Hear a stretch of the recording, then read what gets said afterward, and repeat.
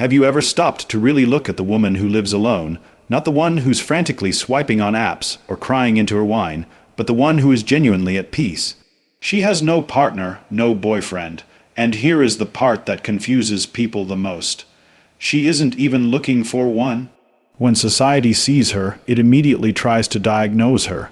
People whisper that she must be lonely, that she's probably suffered a devastating heartbreak, or that she simply ran out of options.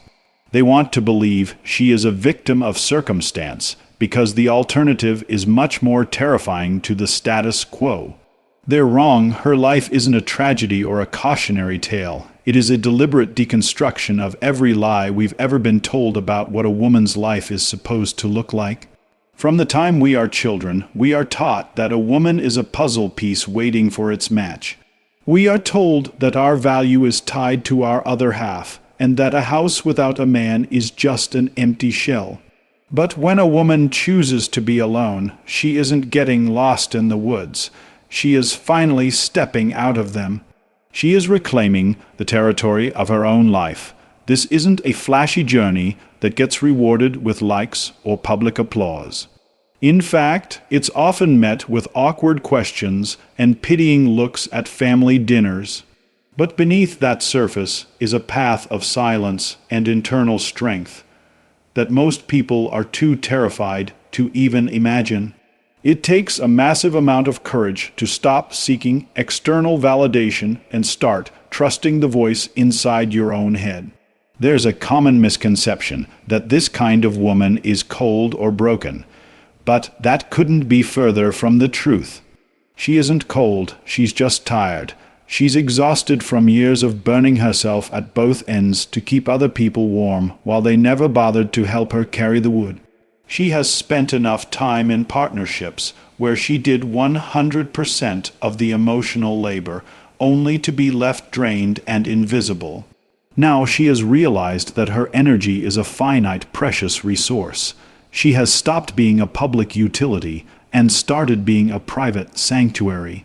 She hasn't lost her ability to love. She has simply raised the price of admission to a level that requires actual effort and integrity.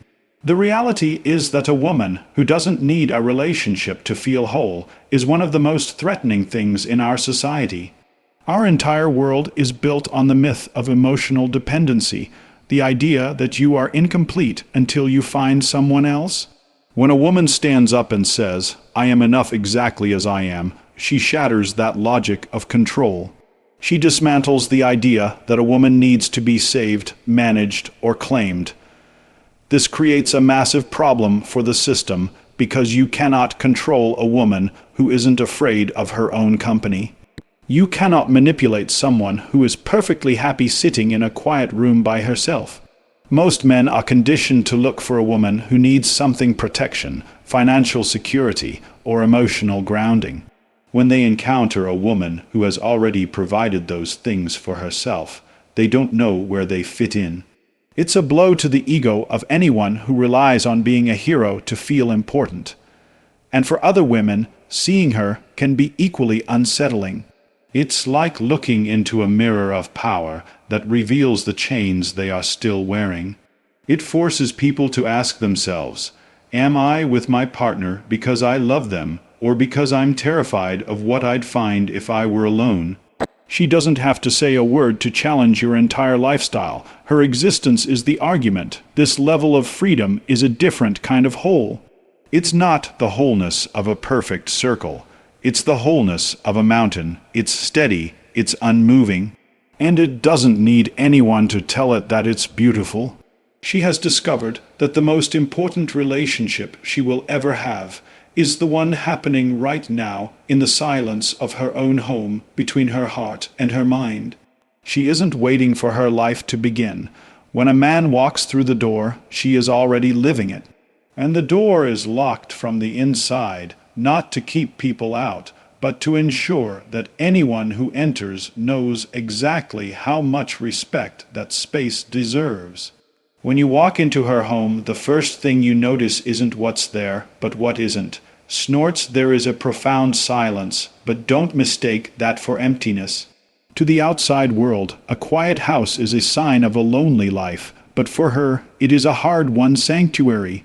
Most people are terrified of silence because when the noise of the world stops, the noise of the mind begins.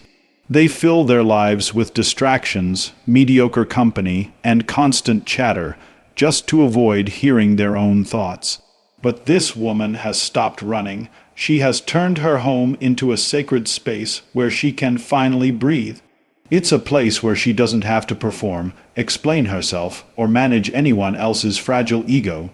Of course, society has plenty of labels for a woman like this.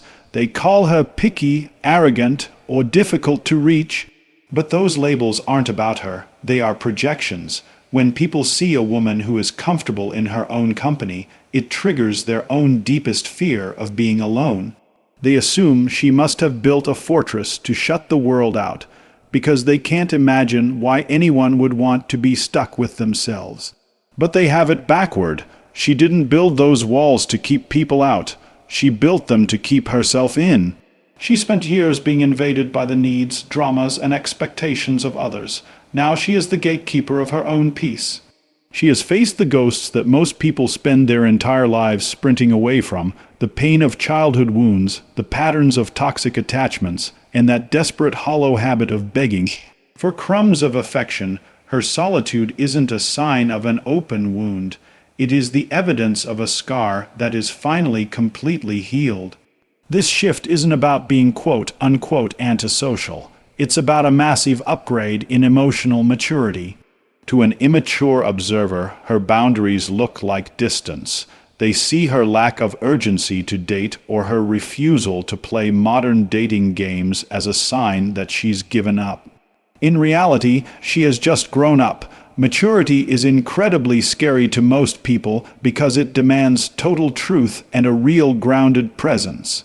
She is no longer moved by charming princes, smooth talkers, or those shallow curated Instagram story romances that look good in photos but feel empty in real life. She has outgrown the need for the spark that is actually just anxiety in disguise. She isn't looking for someone to save her, and she certainly isn't looking for a project to fix. She has traded the desperate, frantic urgency to be with someone for the quiet, steady power of being with herself. She has realized that the half-person looking for their other half narrative is a trap designed to keep people in codependent loops. She doesn't want to be completed by another person because she isn't a half. She is a whole. She is looking for something much rarer. Reciprocity. She wants a connection where both people are already full, already grounded, and already aware of their own shadows. She wants to overflow alongside someone else who has also done the heavy lifting of inner work. Until she finds that, she is perfectly content to stay exactly where she is. She isn't waiting for her life to start. She is enjoying the life she has already built, knowing that any addition to her world must be at least as peaceful as the silence she has worked so hard to protect. When you look at this woman, you aren't just seeing someone who lives alone. You are seeing someone who lives by essence rather than convention. Most people spend their entire lives following a script written by someone else, checking off boxes like marriage, partnership, and social validation, just to prove they exist. But she has opted out of that performance. She is living proof of the one thing society tries to convince us is impossible: that you can be truly, deeply happy without a witness. She doesn't need a partner to narrate her life or a social media feed to validate her weekends. Her joy isn't a show put on for an audience. It is a private conversation between her and her soul. When people look at her and say, "You're just too picky," she doesn't get defensive. She simply smiles. She smiles because she understands a secret they don't. What the world calls picky is actually just the bare minimum of what she deserves. She has stopped negotiating for the basics: honesty, consistency, and respect, and has decided that if those aren't on the table, she isn't even pulling up a chair. This clarity does more than just protect her. It acts as a brutal mirror to everyone she encounters. Her presence alone tears the masks off the people around her. Men who feed on female insecurity feel threatened because they realize their old tactics of needing to be needed don't work on her. Women who are still trapped in the exhausting cycle of seeking approval feel a sharp pang of judgment, not because she is judging them, but because her freedom highlights their own chains. She isn't out there trying to start a fight or prove a point. She is just existing, but in a world that demands women be small, agreeable, and available, the simple act of being is a radical revolution. She has stopped living to please, to serve, or to fit into a mold. She lives to exist in her fullest, most authentic form. And that makes her the most dangerous kind of person, one who is truly free. This freedom has led her to create an entirely new standard for love. If she is walking alone today, it isn't because she is waiting or because she's been left behind. Every day she remains single is a conscious choice. And every no she gives to a mediocre connection is a profound act of self-respect. She has reached the life-changing realization that it is infinitely better to be alone than to be invisible in a relationship. She's been in those rooms before, the ones where you're sitting right next to someone, but feel like you're 1,000 miles away.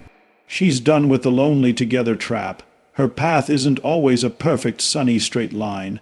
She has her nights of doubt and moments of nostalgia for a touch or a voice. But even in those quiet, heavy moments, she remains loyal to her own soul.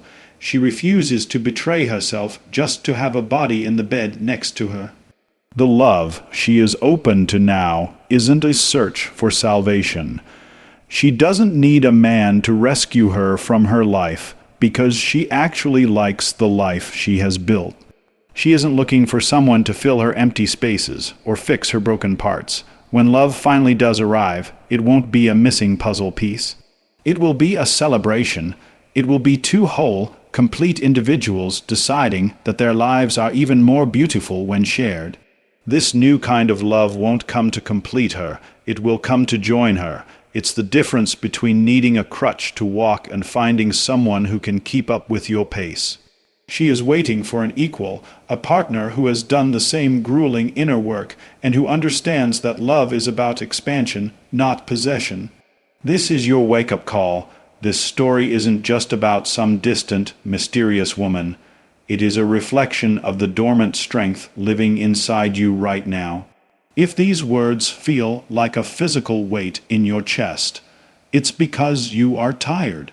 You are exhausted from shrinking your personality, your dreams, and your boundaries to fit into spaces that were always too small for you.